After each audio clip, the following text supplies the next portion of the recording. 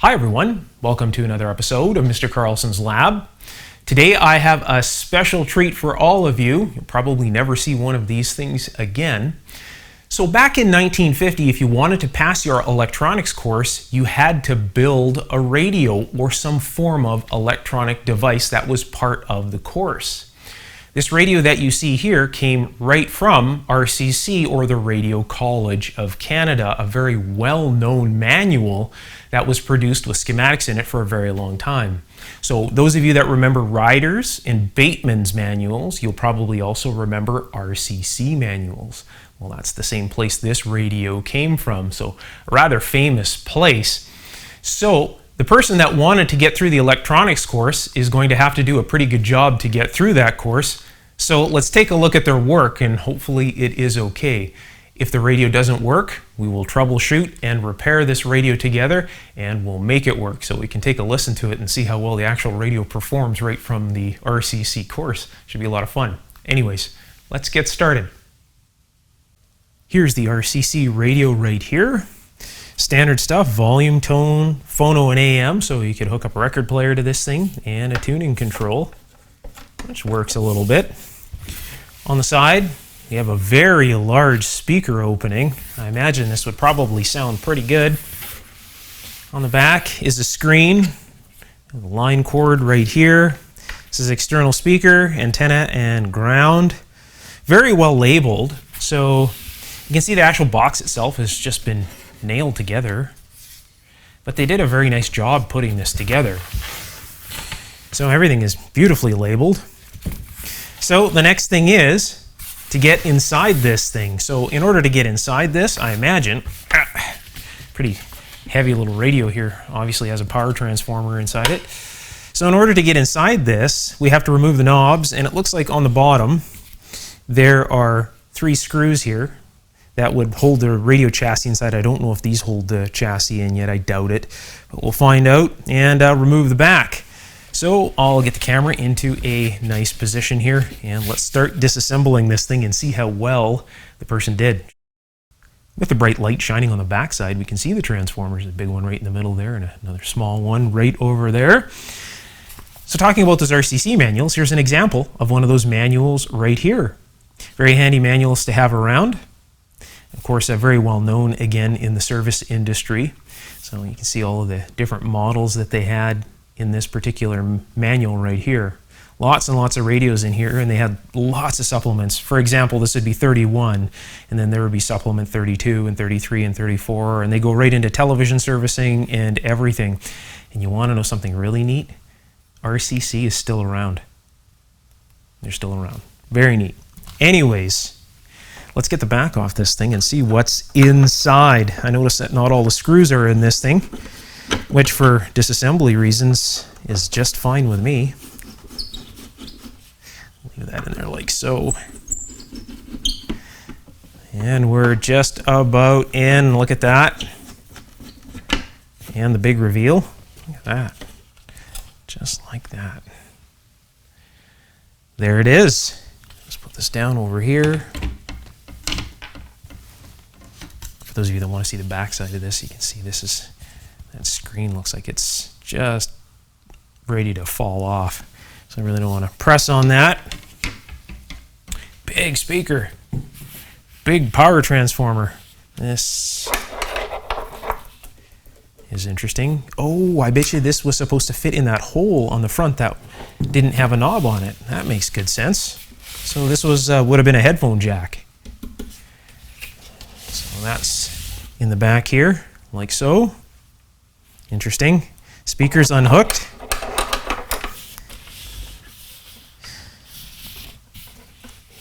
So it's a mixture of the old octal type tubes and the 7-pin type. So kind of older and newer technology mixed. Probably standard 455 KCIF, I imagine. The IF transformers back there, there's one there. I don't know if you can see the other one. It's hiding behind that filter can. Another one right over there. Oscillator coil, most likely, possibly antenna coil. We'll have to find out. And then over here is a main tuning capacitor and so on.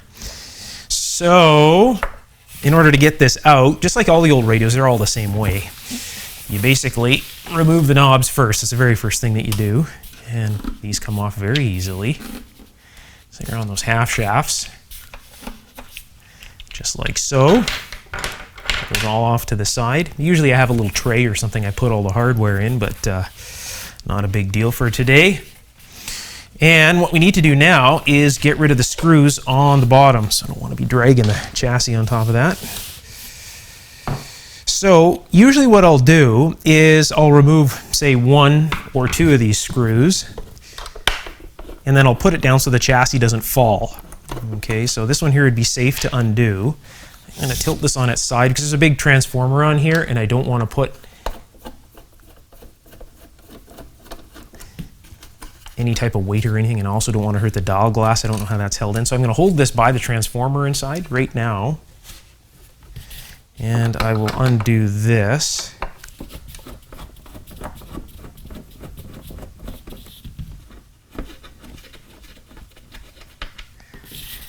Now let's just see if this slides out easy enough so I don't have to move anything. There it is. There it is. Look at that, we get to see the underside right away. Yep, waxies to be expected. Oh, and possibly those look like Hunts or something. Capacitors over here, and then one, this is probably the most modern one in here, right here. A newer sort of brown drop type poly cap. So this may have been in over time, which is a good sign that this was obviously successful, because if it's been patched up over time, it most likely worked, right? Either that or somebody got in here and tried to fix it over time, but let's get this out of the way here. Move this down over here where it's nice and safe. So we'll take a look at the top side here for a second, see what we're dealing with. That screw out of the way. And maybe I can prop this up with something, make it a little easier to see.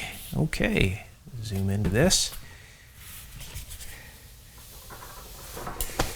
There we go. There we go, close enough. So a nice big power transformer, obviously. A rectifier tube, you can tell by the plate structure inside. This is probably a 6X5 or something like that. So the tube that's closest to the tuning capacitor, I was going to say tuning condenser, either or, it's absolutely fine, will be the oscillator and mixer tube. Then we'll have an IF. We'll have an audio amplifier and detector in this tube here, and sometimes AVC. And this will be the audio output tube right here, which looks to be maybe a 6V6 or something. Yes, I think it says 6V6. I'm not doing too bad. 2 dial lights, now that's special. A lot of these older radios only had 1 dial light. So when you turn the radio on, it kind of half lit the front dial. So this would obviously look pretty good in the dark. All right, so let's see. Bottom side here again. I'll put this on the tuning capacitor side, like so it doesn't try to lean on any tubes. And we'll take a look, a close look at the bottom. Let's see, is this gonna stay? It should, I hope. It is a little bit tipsy. Maybe we should put it on the other side. Will that work? Yes, it uses the audio transformer to lean against. I was gonna try and stay away from that, but that's okay. So, there we go. Looks well put together. Whoever did this did a pretty good job. That's nice to see. This looks just like it would be, actually even better, put together better than what you would find at a factory. So for those of you that are new to looking at stuff like this that doesn't have a circuit board, this is known as point-to-point wiring. You'll notice a lot of guitar amplifiers, the preferred guitar amplifiers, and type equipment or type devices are preferred to be point-to-point wiring. So lots of neat old wax components in here, wax capacitors, which would all need to be replaced in the case of a restoration. This most likely would be fine. It wouldn't be leaky. Yes, these are Hunt's caps. They're a dead giveaway by the body. You see, well, I don't know if you can see that, but it's a little bit of the Hunt's name there. There we go, Hunt's. These things are horribly leaky. So, destroyed many an audio transformer way back in the day. So anyways, those would have to go, and the rest of it looks okay. So this looks like the oscillator coil here, so that's most likely an antenna coil on the top, which would make sense. The oscillator coil is on the bottom side, and it's shielded, so in order to tune that, you would get through this right here, this little adjustment right here. And so yeah, everything is very adjustable. Again, this was in a course, so this thing is going to be optimized. Everything is going to work the way it should. Like this is a design in an electronics course, so they're not going to skip over anything. So we have 4 slugs in these IF transformers. We have one on the bottom and one on the top, so there's an adjustment on the bottom of this one and this one, and then there would be an adjustment on the top, which is in this one here and that one there that you see right there. So, well, without further ado, let's put this thing onto an isolation transformer and current limited variac supply, and flip the switch and see what happens. Let's see if we get any sound out of this. I'll get everything hooked up. That should be a lot of fun. The speaker leads on this are extremely short, so I have to put this right up next to it. I imagine I'll be getting some jumper clips if we have to troubleshoot this thing. So I'll get rid of this green tie. I haven't seen one of those in a long time. That looks like something that would be used for an old garbage bag way back when. And the line cord looks to be in okay condition. A little bit of paint. What's a line cord without a little bit of house paint on it? Alright, so let's look at the isolation transformer and current limited variac supply. I'll plug that in over here. Get rid of some of the light actually. And I'll plug this in here. And it's in current limit, so I'll turn this on. It's just at max right now. So you'll see a little bit of a glow to the lamps right there, which is absolutely normal. And what I'll do is I will turn the switch on the radio receiver now, and I'll zoom you into the bulbs so you can see the action of the current limiting bulbs. So, there we go. So I guess I would say that's a very dim orange glow on this end. It's pretty accurate right now with the background lighting on. So a lot of the times the camera makes it look a little bit brighter than it is. Okay, so I'll turn the switch on the radio receiver. And that's just a little bit brighter. You can kind of see how it got a bit brighter and then kind of went down a bit. That's okay. If those get bright like normal light bulbs, there's something really wrong with the radio receiver. So far so good. Now the rectifier hasn't come in yet, right? So I'll show you what's going on down here. So you can see the rectifier right there. It looks like the cathode's glowing pretty good right now, and the bulbs aren't very bright at all. So we're not doing too bad. You can see the dial lights are both working, no problems. And you can see the audio output tube's got a bit of a glow to it right here. So the voltage is reduced right now, right, because it's going through the dim bulbs. So it won't be where it normally would be. So, and as you can see, the dim bulbs over here are looking normal. No problems whatsoever. So I'll turn it off. You can see the difference again. Turn it off here. Not much of a difference. Turn it back on. So not a whole lot of current is being drawn inside this radio. So what I'm going to do here, this is the speaker right here. I'll go right up to the speaker and see if I can hear a hum. It doesn't sound like it's making any noise whatsoever. Nope, it's just as silent could be, which is very odd because most of the time these radios do have some form of hum. So that's kind of interesting. Nothing there. I'll turn the volume up full. I think that's the volume. This other one is tone, I think, but I'll turn it up full anyways. And it's just quiet. Nothing whatsoever. Not a peep coming out of that speaker. So I think we have some troubleshooting to do, which is a lot of fun. That's always the fun of this stuff. So I'll get some test gear on and let's start looking for some issues and see if we can rectify the problem, no pun intended.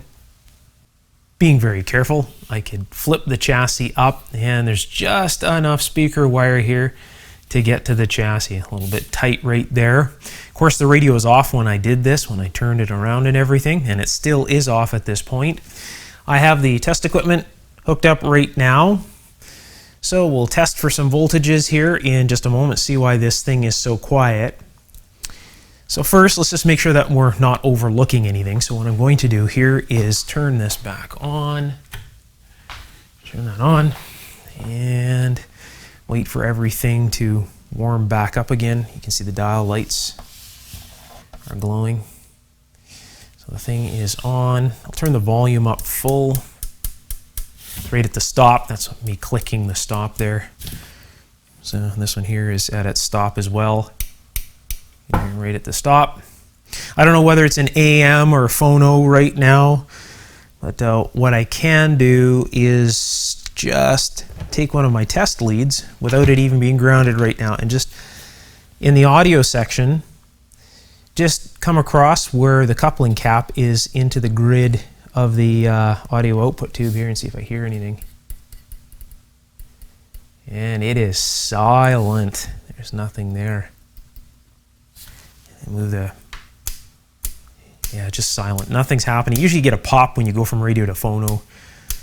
You know, you hear something. Usually, as I mentioned earlier, there's very low level hum in these things. It's just the way they always have been. You have to stick your head right up to the speaker, but you hear the hum, right, if it's working properly.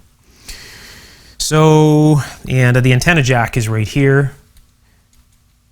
And it's just, yeah, just silent. Nothing there whatsoever. So what I'll do is I'll attach one of the leads from my meter to the chassis here. I like to use an alligator clip for that so I don't have to mind that connection. I can just let it stay where it is and just pay attention to the positive probe. And that's what we're going to do. We're going to check the filter. So right here, let's move this around, get you a little bit closer. So right here is the main filter capacitor. I'm a long ways away from that, by the way, because there are elevated voltages in radio receivers like this. If you've never worked on one of these types of radio receivers, or say a guitar amp or anything with vacuum tubes, they have elevated voltages inside them, so you need to be careful. Again, if you're following along, you're doing so at your own risk. You got to be very careful inside this. All vacuum tube gear has elevated voltages. And when I say elevated voltage, it takes the line voltage out of your wall, it basically goes into a transformer, and then it rectifies it in a tube, turns it to DC, and then filters it, and usually the voltage is quite a bit higher than what comes out of your wall. Of course, it's rectified, it's DC, but it's quite a bit higher. So again, be very careful if you're working on this stuff, and if you're unfamiliar with this, I suggest that you learn about it before you do work on this kind of stuff, because again, it can be dangerous. All right, so here we go. So this is the main filter capacitor here. So what this does is this takes the DC, the direct current, from the rectifier tube, which is up here, and this is the main filter. So that's the very first thing that we want to check for. We want to see if we actually have any type of DC on this whatsoever. So what I will do is move you up to the meter. It's just warming up right now. In fact, you know what? Maybe I can get all of this in here at the same time. So there it is. So this is warming up, so I can probably re-zero that, but it's, you know, very close to being where it needs to be. Okay, so let's check the first portion of the filter cap, which is right over here. You can see down here. 83 volts on that, 84 volts, and climbing still a little bit. On this point here, we have 69. And on the other portion, we have 1.5 volts. So and that runs to the cathode of the 6V6, that portion there. So now there's absolutely no sound in this thing, which is really, really odd. So let's move the selector switch and see what happens. And not much difference.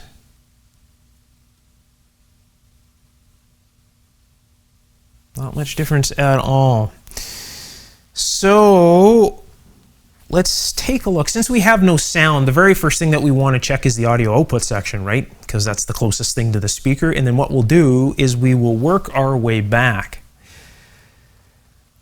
So the audio output section here is this right here. So this is the 6v6 section. This here is most likely the cathode resistor, 330 ohms attached, which would be to pin 8, I believe. And then pin 1 would be unpopulated. So this would be that. So now you can see that we have a red wire here, which runs up to our transformer, which is the audio output transformer. And then we have another lead, which will run to the plate of the 6v6.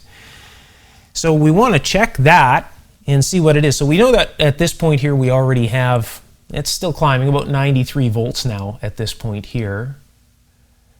And then what we want to do is we also want to check down here and make sure we actually have voltage on the plate of the 6v6, because if there's no voltage there, we have issues. All right, so I'll get you back looking up at all of this at the same time so you can see. All right, so we'll test this point right here again. Again, we're at about 96, almost 100 volts now. So now I'm going to test the plate lead of the 6v6 right here and see what we get.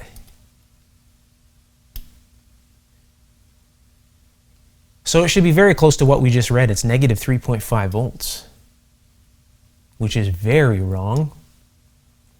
So it should be very close to this. It should be very close to positive 98 volts, 99 volts. It should be very close to that. And we have negative 3 volts at the plate of the 6v6. And this wire here goes directly to the screens. So we're going to have screen voltage. And there we go, 81 volts there, no problems there.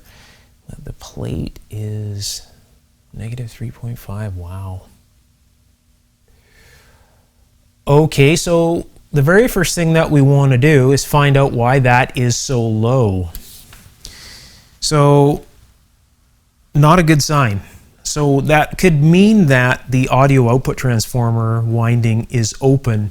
And most likely, if it is open here, the most likely cause of that would be this sometime down the line has failed and it has caused the tube to draw heavy current. So let's touch the grid lead. So what I'm going to do is touch the capacitor on this side and see if it's actually caused the tube to draw heavy current. So we'll take a look at this here. I'll just touch the grid lead right now. No, it's not bad. It's not bad at all. So the other side of the cap would be the plate side. So that would be this side here. And there is 60 volts on this side. And there is almost nothing on the other side. So it's not leaking bad enough to actually cause this thing to draw any type of crazy current. Now mind you, we're not up to full line voltage, right? So what I'll do is I'll focus you in on both of those right now. Back this out. All right, so this is the grid side. It should be virtually nothing, which it is, negative 1.7. And then we have the plate side, which should have the plate voltage of the preamplifier tube on it, which is about 60 some odd volts right there. Make good connection with this. There we go. So the cap isn't leaking bad enough to cause that to fail, and there really is nothing else other than the tube that could have caused that to fail, or maybe it shorted out, maybe somebody shorted something, or maybe this cap is even intermittent inside, so maybe say in an hour or something like that it likes to get very, very leaky, or when the radio gets hot this cap gets very leaky and causes the tube to draw heavy current, which in turn has fried that output transformer. Let's test this 6v6 and make sure that it isn't shorted and there's nothing wrong with it, because if I go about trying to bridge another audio transformer in here and that 6v6 is toast, I might damage the audio transformer that I bridge into circuit. So I'll get that all set up. Let's test this tube and get back to this thing and see if we can get some sound out of it. Let's see what condition that audio output tube is in. That'll give us a better idea of what's going on in that radio. So let's set the tube tester up here first. So I'm going to roll the chart down here to 6v6, which isn't far off from where it was sitting actually. All right, so the very first thing I want to do, make sure the tube tester is off, which it is. So set the filament voltage to 6.3. Multiplier is set to 4. Bias is set to 30H, so 30 and H. The selectors are set to 27345-0610. So 2, 7, 3, 4, 5, 0, 6, 1, 0. Sensitivity is set to 44.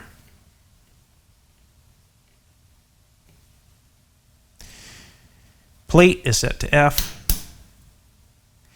The rejection point is 1220 on the scale here, and the remarks says times 2, so that means that the scale is read times 2. All right, so for 1000 micromos that would be 2000 micromos, at 2000 would be 4000, and so on. So the discard point for a 6v6 with a nominal GM of say 3750 would be 2437.5, so 2440. So again, that's double the scale. So 1220 is 2440. So you can read it directly off on the scale, which makes things a little bit easier. We don't have to do the math for that particular portion. So what I want to do now is make sure that this is in leakage test. This should always be started in position number 1.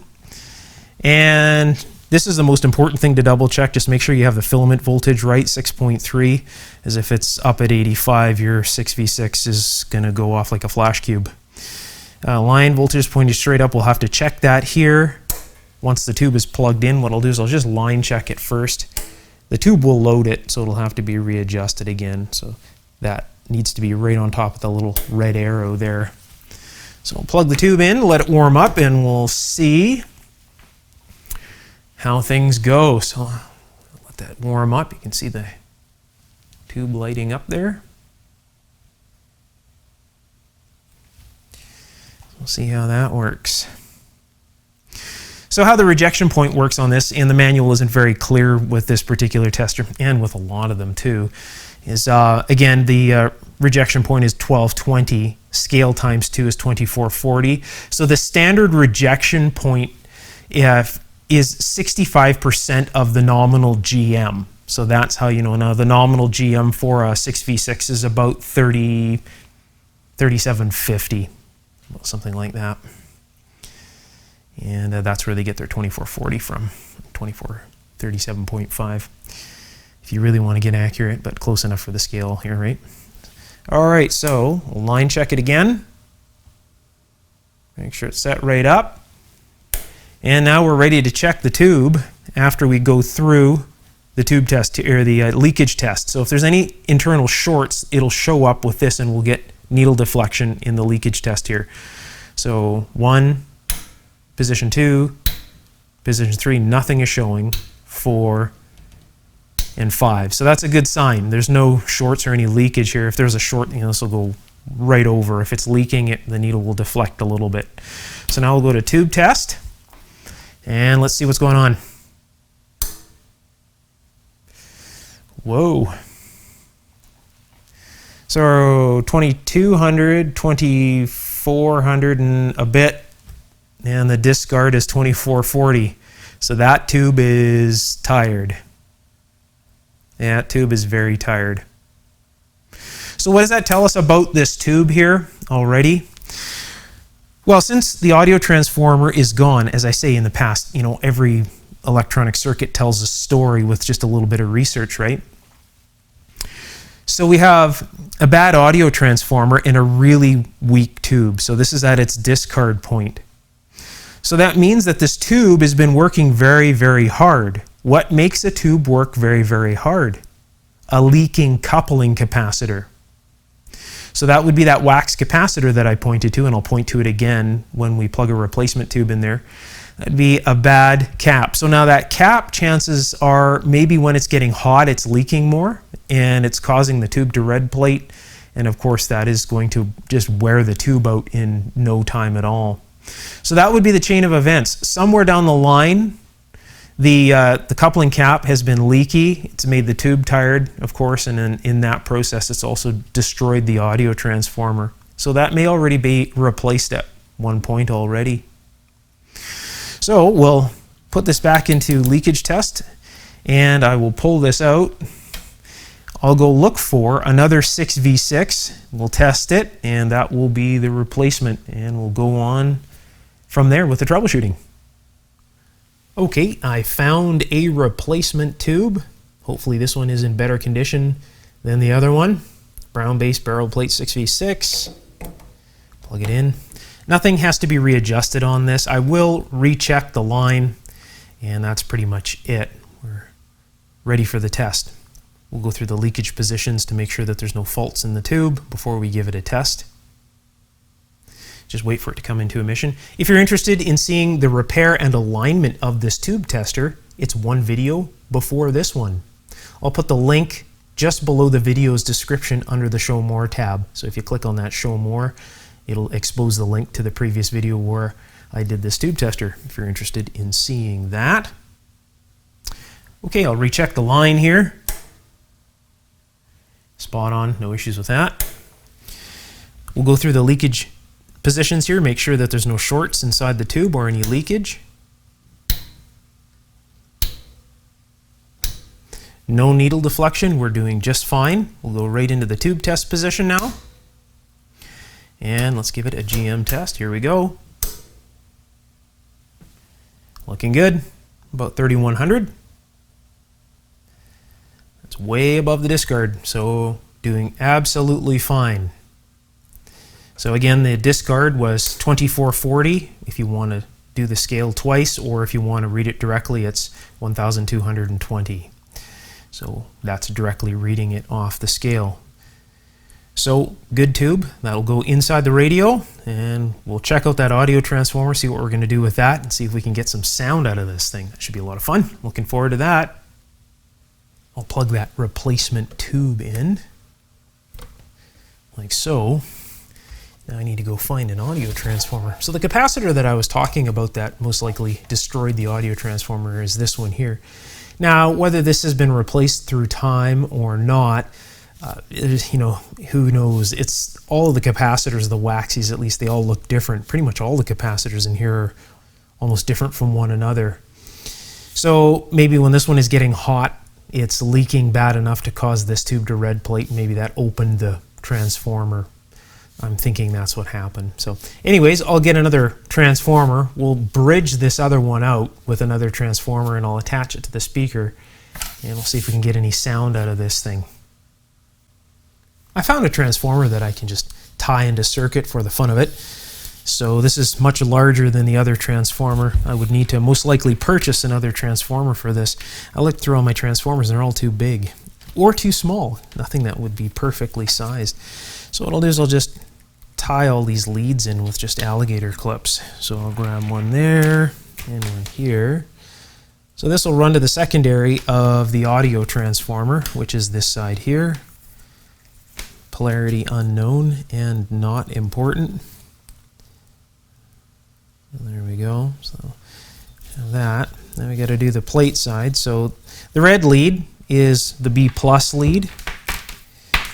So the B plus lead. Of course, the radio is off right now and the capacitors are safely discharged. So the B plus goes right to this terminal right here. You can see the red lead runs up to here, so we'll tie right in there. And then the plate lead, the open plate lead. So this transformer here is designed for push-pull application, so I'll just grab one of the sides, go from center tap to one end, and I'll just leave the other end open. Just because. It's okay. Just for testing purposes. And we'll tie this into the plate lead down here. Just clip that onto the plate. So there we go. So now we have an audio transformer. And I will attach the leads up to the meter here again in the background, which you can't see, just in case we need to do some testing. So I'll clip this back on here again. And that's all happening. So, kind of tied into circuit now. Okay, so we can also read the B plus up here as well. So I'll turn the isolation transformer and variac on, being very careful not to come across any of these leads.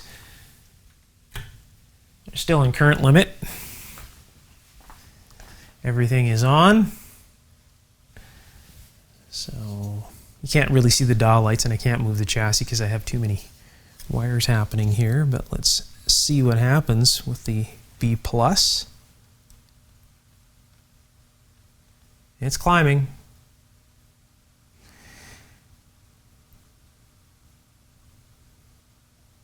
I'm hearing noise out of the speaker. I don't know if you can hear that. I'll get close to the speaker over here.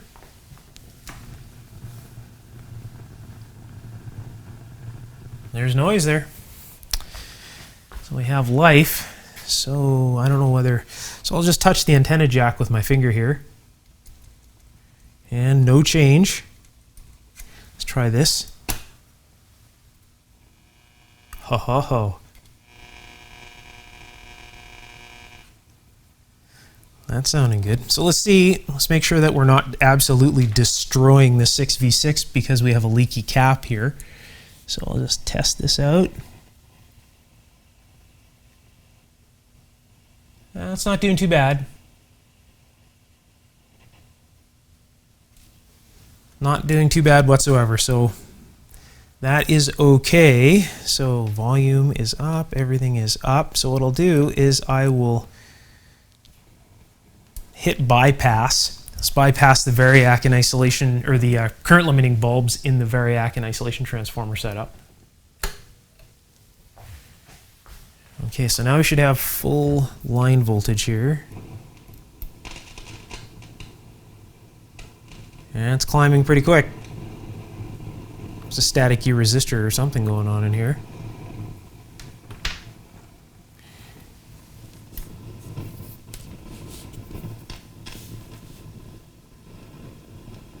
Or maybe it's this cap that's doing that.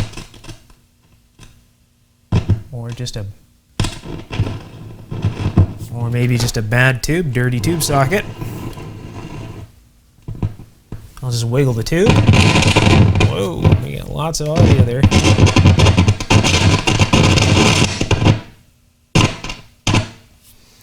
Dirty tube socket.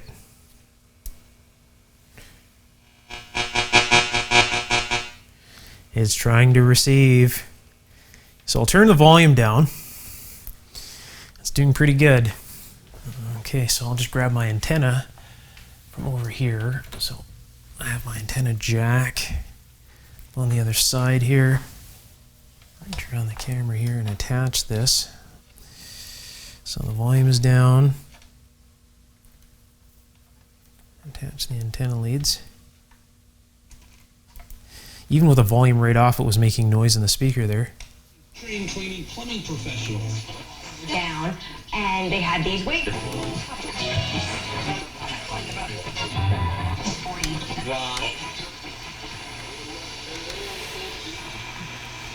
The dial string is slipping, so I'll just back this out here. Move this up just a touch. Let's turn this.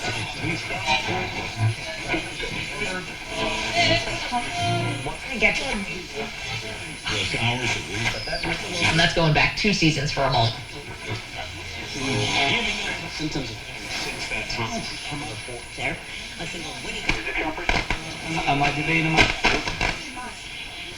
Not bad. Not bad at all. Coming out again. Palace. We were into him at first, for sure. But then he asked for a ton of money. But